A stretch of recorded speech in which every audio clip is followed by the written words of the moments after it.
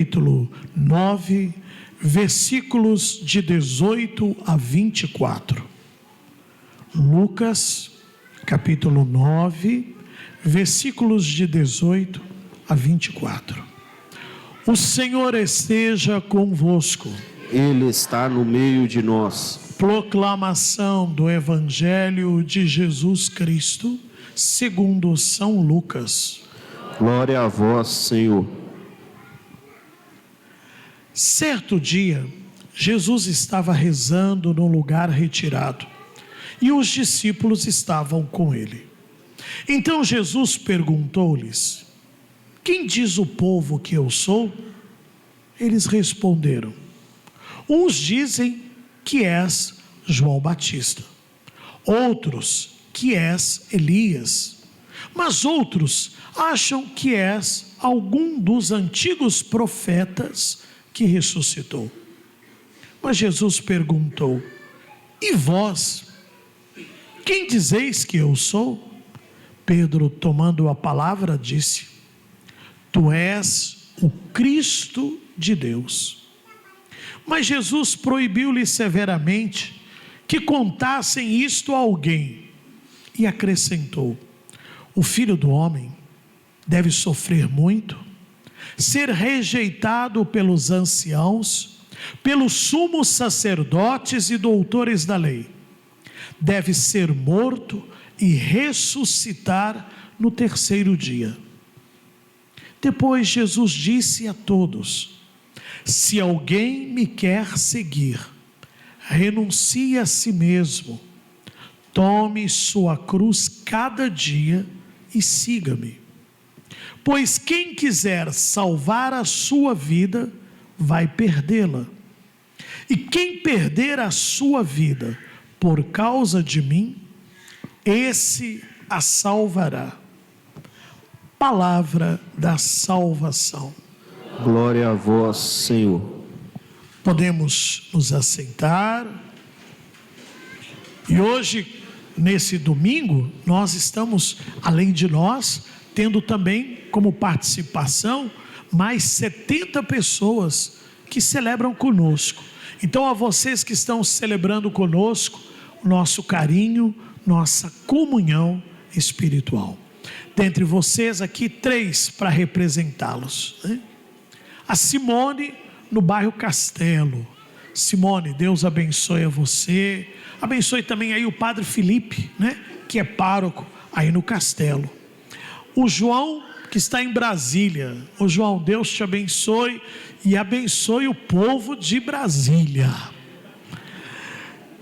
A Renilda, minha vizinha. Renilda, Morro Alto, Vespasiano.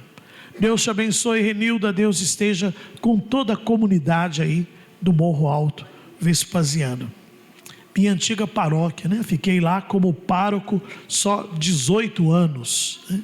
Quando eu cheguei no Morro Alto, Dom Serafim me confiou no início 23 capelas. Era igual pipoca na panela quente.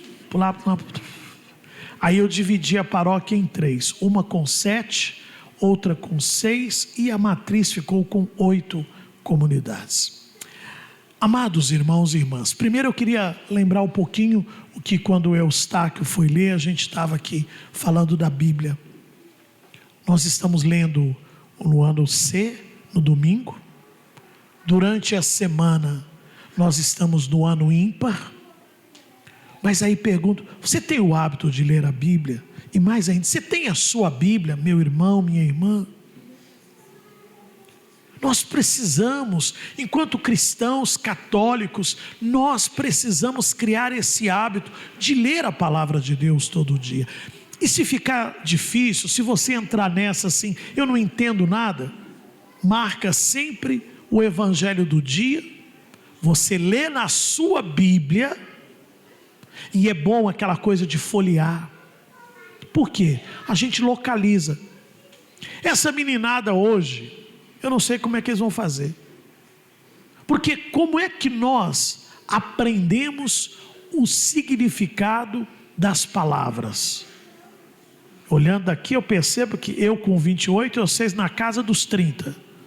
Como é que a gente aprendeu o significado das palavras? No dicionário, e dizem que eu não vi esse tempo, a marca mais boa, mais melhor de bom, era Aurélio. E aí a professora dava umas palavrinhas e vocês ficavam lá assim: ornitorrinolaringologista, ornitorrinolaringologista, e falando e procurando. Com isso você já ia guardando a palavra. Quando chegava no significado, estava fácil. A mesma coisa, Zacarias. Onde que está Zacarias? Onde que está Gálatas?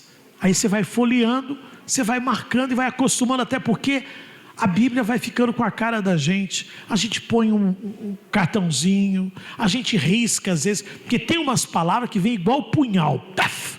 Você lê e fala assim: nossa, hoje Deus não mandou recado, não. Ele, caprichou. Leia, meu irmão, minha irmã, tenha a sua Bíblia, leia. E se pode, lê também outras coisas. Nós não podemos, olha, nós somos muito preguiçosos.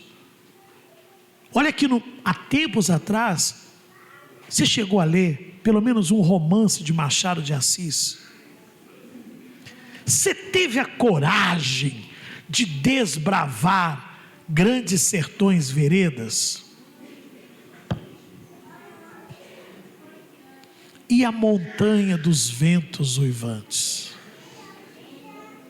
A casa das 7 mulheres? Oh, gente, e tinha cada romance. Tem um romance muito interessante, que hoje quase que não dá mais para a gente pensar numa coisa dessa, chamado A Pata da Gazela. Era um romance de Machado de Assis.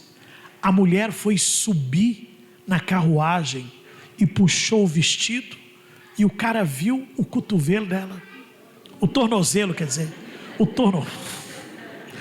tornozelo, e ele se apaixonou por aquele tornozelo. Mas é muito interessante, estou contando isso para você perceber como que nós perdemos a questão da leitura. Nós precisamos.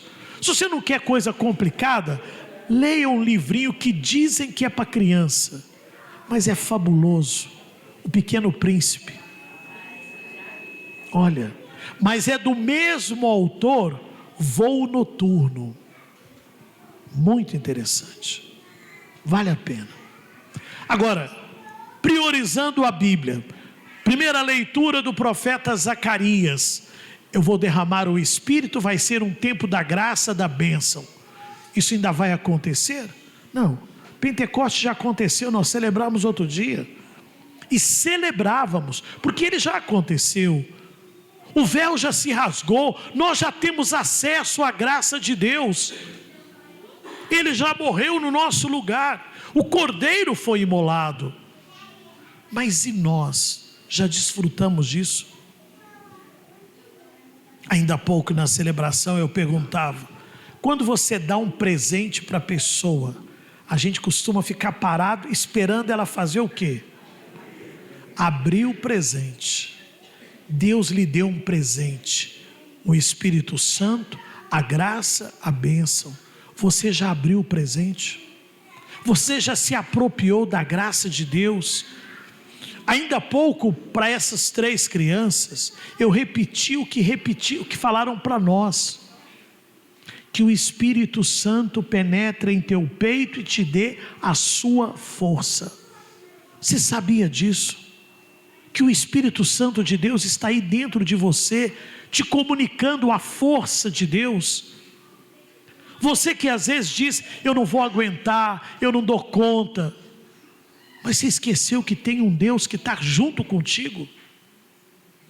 E Paulo reforça isso na carta aos Gálatas: nós agora recebemos o batismo, e agora não tem grego, judeu, isso ou aquilo, pobre, branco, preto, amarelo, rosa, não, todos nós somos filhos de Deus, filhos amados de Deus. Mas eu vivo como filho amado? Geralmente nessa parábola, a gente pensa no pai e no caçulão, né? Que é a parábola do filho pródigo. Aquele rapaz que pega a herança, vai, gasta, depois volta, o pai acolhe. Mas tem um personagem que às vezes fica despercebido, e a gente até xinga ele, que é o filho mais velho. Quando ele fica sabendo que o filho, o irmão mais novo voltou, ele fica com raiva do pai, porque o pai o acolheu. Mas ele diz para o pai: eu estou com você há tanto tempo. Aí o pai fica também doído e diz: poxa vida, o que é meu é seu.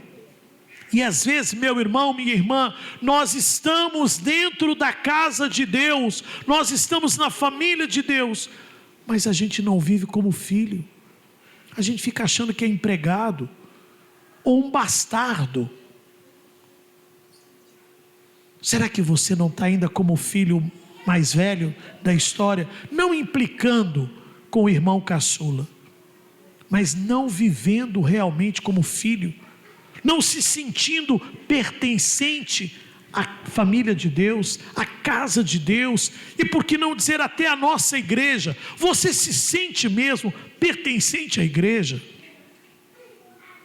E qual que é a estrutura? Porque às vezes a gente fala: é o Papa, é isso. Não, a pedra escolhida sobre a qual foi edificada a igreja não foi a carne de Pedro, foi a proclamação de Pedro: tu és o Cristo, o Filho do Deus vivo. Sobre esta pedra nós estamos aqui porque nós acreditamos nisto. Jesus não é um Messias, não é um profeta, não é um grande psicólogo, Jesus não é um filósofo, Jesus é o Filho de Deus, e que nos fez também filhos de Deus, e nos revela o amor do Pai.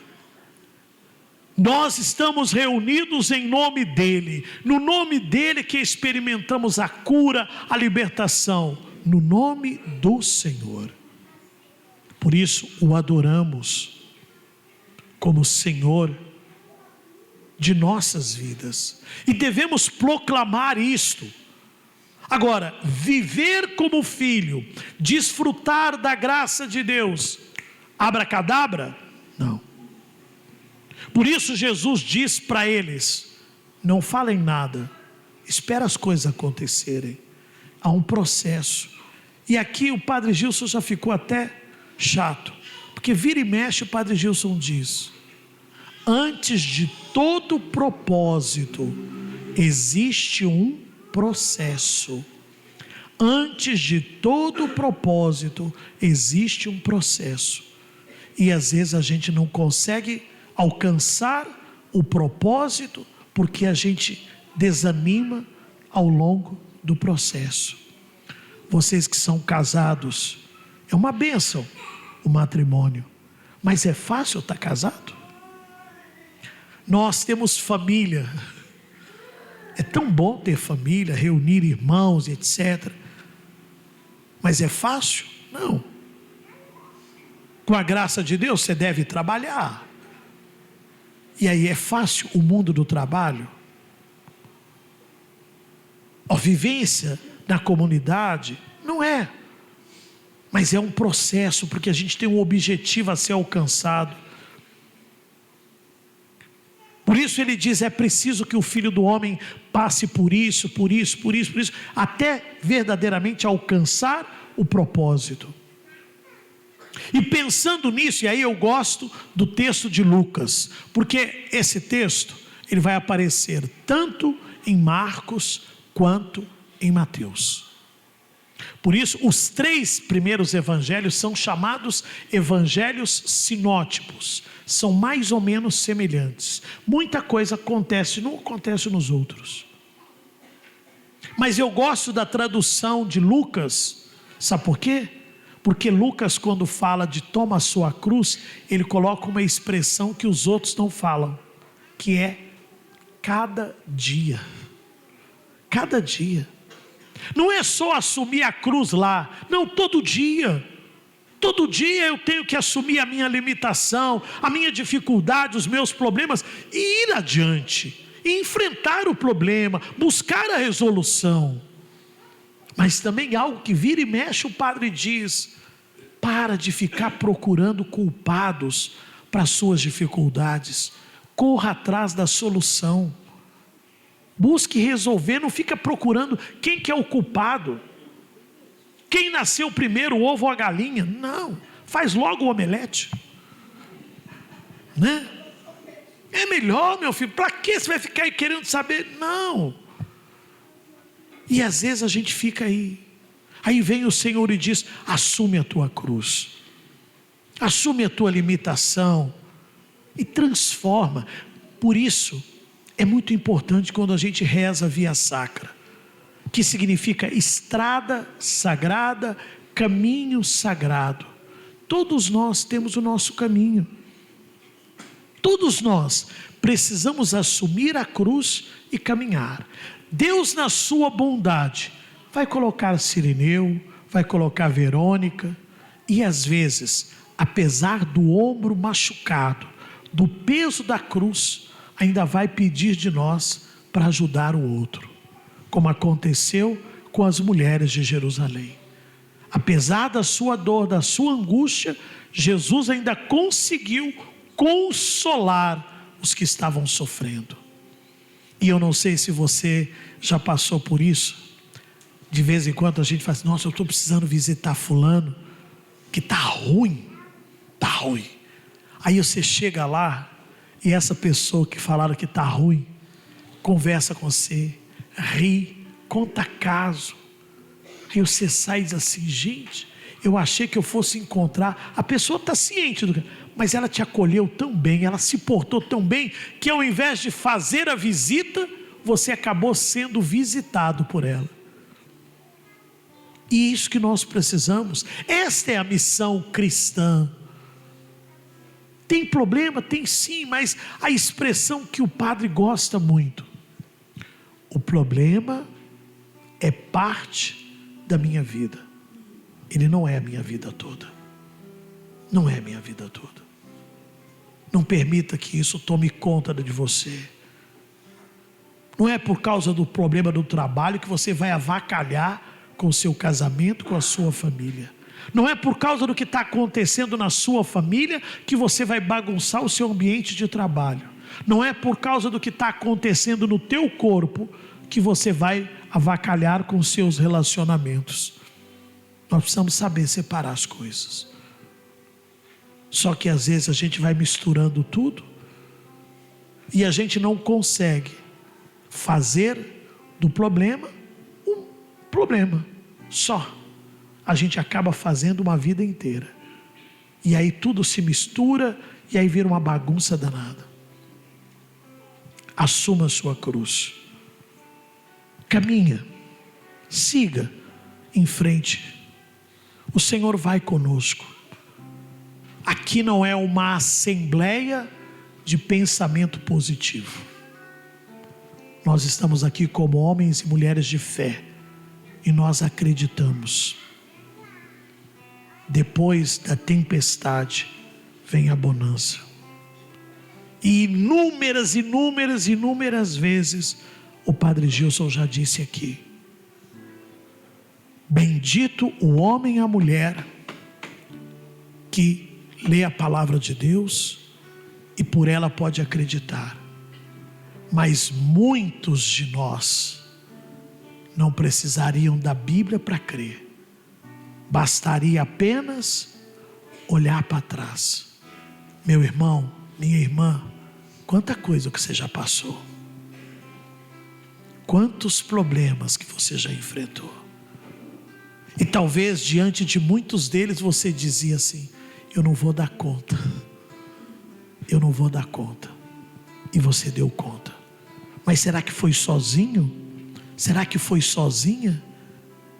O Deus que agiu ontem, Ele age hoje e agirá amanhã. Confia no teu Deus. Caminha com Ele. Toma o teu problema, toma a tua dificuldade e segue atrás de Jesus. Caminha com Ele, que Ele vai te ajudar a transformar o que hoje é dor em alegria. O que hoje é ferida, amanhã será uma cicatriz de um processo vitorioso. Ele está conosco. Deus está conosco.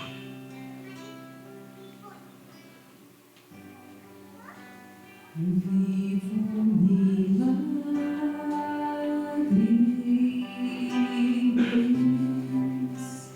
todos os dias.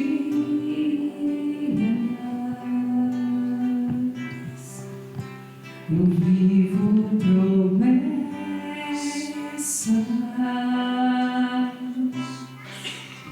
que eu nem mais pedia.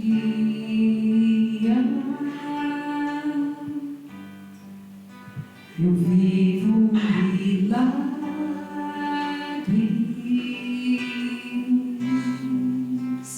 todos os dias. Eu vivo promessas. Eu vivo promessas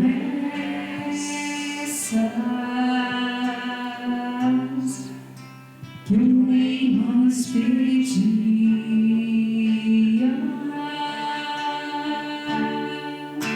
Enquanto eu te adoro, você vai me curando. Enquanto eu te busco, tua mão opera o que eu não consigo fazer sem eu perceber, ou sendo transformado.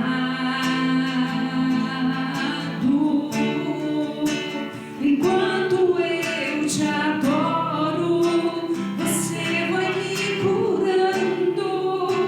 Enquanto eu te busco, tua mão opera o que eu não consigo fazer sem eu perceber, ou sendo transformado.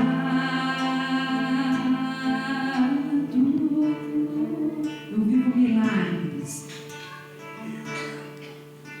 Eu vivo milagres todos os dias. Todos os dias. Eu vivo promessas. Eu vivo promessas que eu nem mais pedia. Que eu nem mais pedia. Eu vivo milagres. Eu vivo milagres todos os dias. Todos os dias. Eu vivo promessas. Eu vivo promessas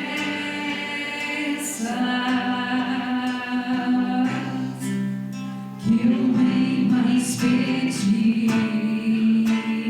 Enquanto eu te adoro, enquanto eu te adoro, você vai me curando. Enquanto eu te busco, tua mão opera o que eu não consigo fazer sem eu perceber, eu sendo transformado. Enquanto eu te adoro, você vai me curando. Enquanto eu te busco, tua mão opera o que eu não consigo fazer sem eu perceber, eu sendo transformado.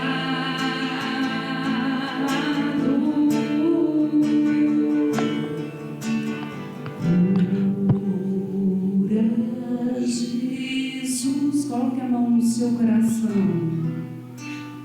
Cura, Jesus, se o Senhor quiser.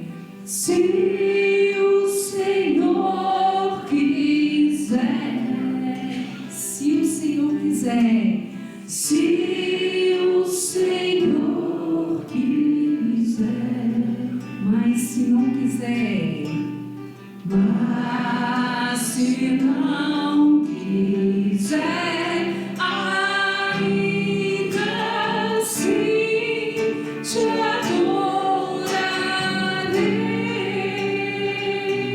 adorarei. Cura, Jesus, cura.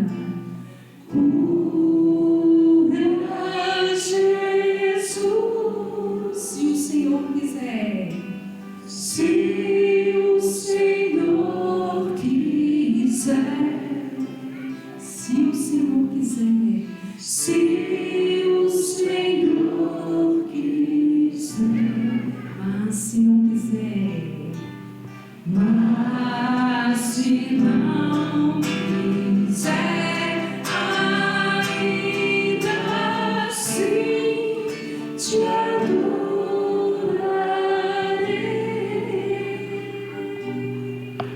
Creio